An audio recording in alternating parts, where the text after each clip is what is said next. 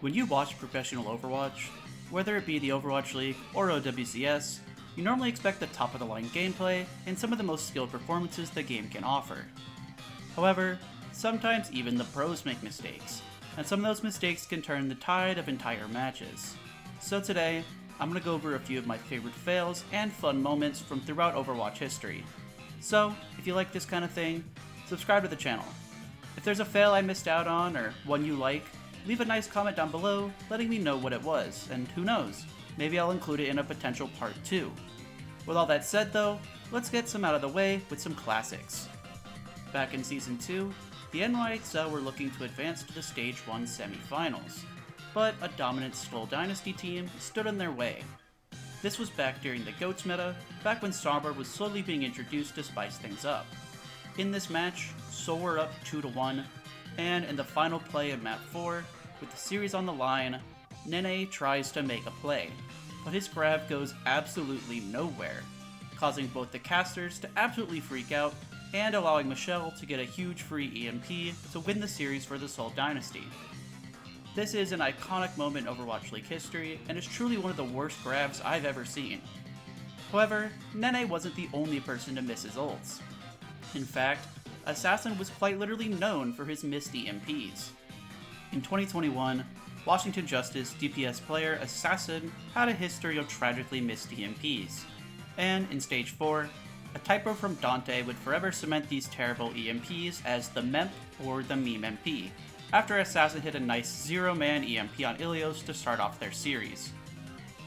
After the fight loss, Dante typed shit in the chat and this new term is born. After this, the Outlaws get a free map and would eventually 3-0 the Justice. However, there is an even worse EMP from Assassin in the very same stage, this time against the Toronto Defiant. On Rialto, Assassin gets a nice hack and kill onto Sato's Wrecking Ball, and he decides to try to get an EMP hit onto He Who Shall Not Be Named, and hits no one. Completely no one. Brad and Josh lose it, giving us one of the most iconic caster calls in Overwatch history. Is sometimes absent. Oh, wow. Yeah, and Jesus just been found out. 10 seconds remaining. They're waiting for the EMP engage, but no one's in position. Sato goes down. Assassin! Assassin! Someone call ESIC! Someone call the Esports Commission! Integrity Commission! Get them online! What is that? Call the FBI! What is going on? What is happening? Pause. Okay. Maybe that's going to explain it. No, it's not going to explain it, friend. That's the other team. That's the other team. In that very same season, Mulfig, the off-tank player for the London Spitfire, tries to go for a huge flanking D.Va bomb. But after launching the bomb into the sky, his baby D.Va ends up losing the 1v1 to Onigod's turret. He ends up getting nothing with his ult and gets himself staggered. But speaking of staggering, nothing will ever compare to the insane stagger that poor FRD went through the same season in his match versus the Houston Outlaws. After getting demeched late in the fight, FRD would be staggered for almost a full minute by a combination of Mayfreeze, Orisa blocking, Sim turrets, and Brig bashes that all cancelled his remech and staggered him even further. The look on poor FRD's face says it all, and this kinda summarizes the Titans 2021 season. Now it's time for a quick C9 segment. There are a lot of C9s in Overwatch history, enough for me to make a whole video on it, so if you're interested in that kind of thing, subscribe to the channel and leave a comment letting me know what you'd want to see in that potential video. Although there are a lot of C9s, I decided to only pick 2 of them for this video. The first one is probably the most well-known C9 of all time, that being the infamous Youngjin C9. In 2019, Youngjin was the Shanghai Dragons Brig player during GOATS, and in overtime, it was his job to stay on the cart, but he just bashes off the cart. He straight up just decides to leave, and because of this choice instantly caused the round to end, stopping Shanghai's Dragons push in its tracks. Like, what an insane moment. I think he just forgot and just walked off the cart. But as infamous as this C9 was, there is one that I like a whole lot more.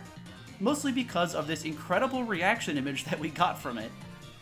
In 2022, the Houston Outlaws and the Atlanta Reign were in a Map 5 final point of Ilios, and the Reign seemingly have already won the series. Lastro barely manages to touch and gets nanoed, and the Boostio somehow survives long enough for the other allies to get back. Hawk falls off the map somehow, assumably celebrating a little too early, and Nero, while duplicated as Doomfist, decides to Meteor Strike. But while he was in the air, no one else from the Rain touched, and while he was on the way down, the Outlaws flip the point and overtime instantly expires, resulting in probably the worst C9 in Overwatch League history. As an Atlanta Reign fan, watching this one live, this one hurt a lot. But you know, at least we get the Hawk Despair reaction image out of it, so it's not a total loss. I use this one all the time. Back in 2021, Yaki was still at the top of his game, or at least he was still considered good by most people. He had a very important map 5 versus the Atlanta Reign. Yaki hits a beautiful direct hit onto Pelican's Pharah, followed up by a really great boop kill onto Gator's Orisa. But he seemingly got distracted, and poor fuel management caused Yaki to plummet into the pit himself, and gave us probably the best reactions in Overwatch League history. Pelican would end up getting rezzed by Masa, and Florida would lose the series. Just an unfortunate misplay, but at least we got a funny moment out of it. Now it's time for a segment I like to call Violet Has Money, where we look at Violet's 2 greatest moments throughout his career.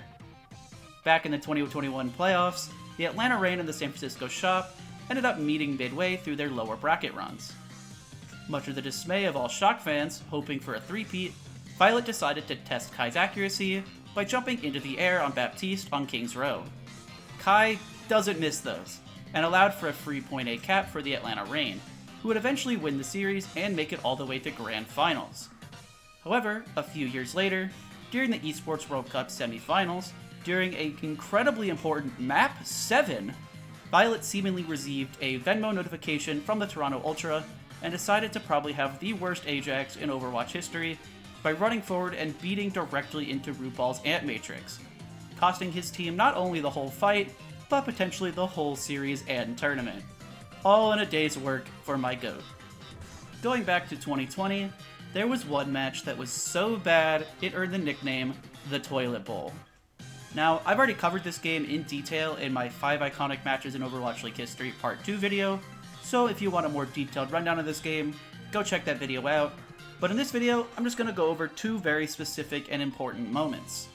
On Map 4, Jerry decided that he could make this jump, and absolutely fell into the pit on his own accord.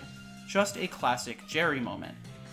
Later in that same series, Muma decided that Jerry wasn't going to have the worst play of the series, when he decides to pin Axiom into open space, who then counterpins him and kills him, allowing for an Uprising fight win. This entire series was just an absolute joke, but hey, we got some pretty funny moments out of it, so I can't complain. Back in Season 1, the league was a lot less structured, and oftentimes, players were forced to play heroes that they weren't necessarily good at. And in 2018, Hiscan player AKM was forced to play Genji, and he clearly wasn't very good at it. It took him a whopping 3 minutes and 45 seconds to build up a single Dragon Blade. For context on this, his ult charges passively, as do all in Overwatch, which meant that if you did the math, AKM did about 400 damage total on Genji. The rest of his ult charge was passive. Yeah, maybe he should have just stayed on hitscan, because I think that even I could have done a better job in this game, and I'm literally diamond. The next fail on this list is probably the most iconic one in Overwatch history.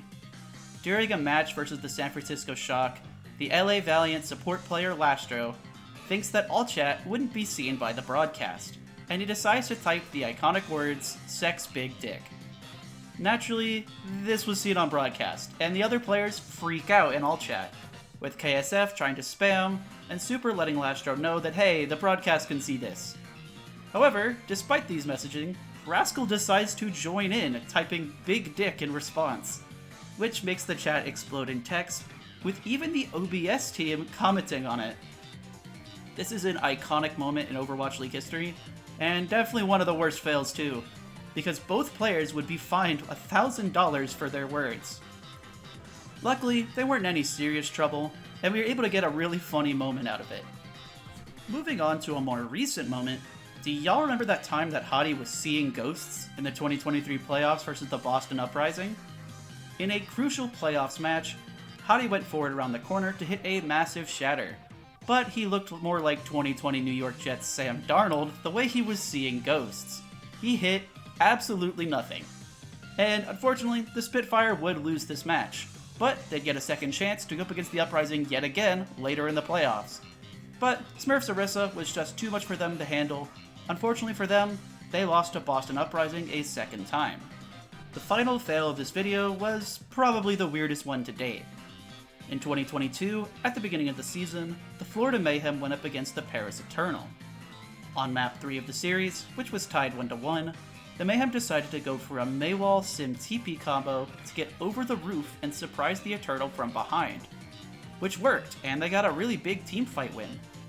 This would have been a pretty huge play if the league didn't decide that this was actually an illegal maneuver, which I didn't know was a thing before this. Apparently, this meant that the Mayhem would have to redo their attack, which meant that their first time didn't count. Luckily, this didn't end up mattering, as the Mayhem would actually win the redo as well, and they'd win the whole series, but this was such a strange ruling, which was made even funnier because it didn't matter at all. But certainly a memorable moment. But with all that said, thank you all so much for watching.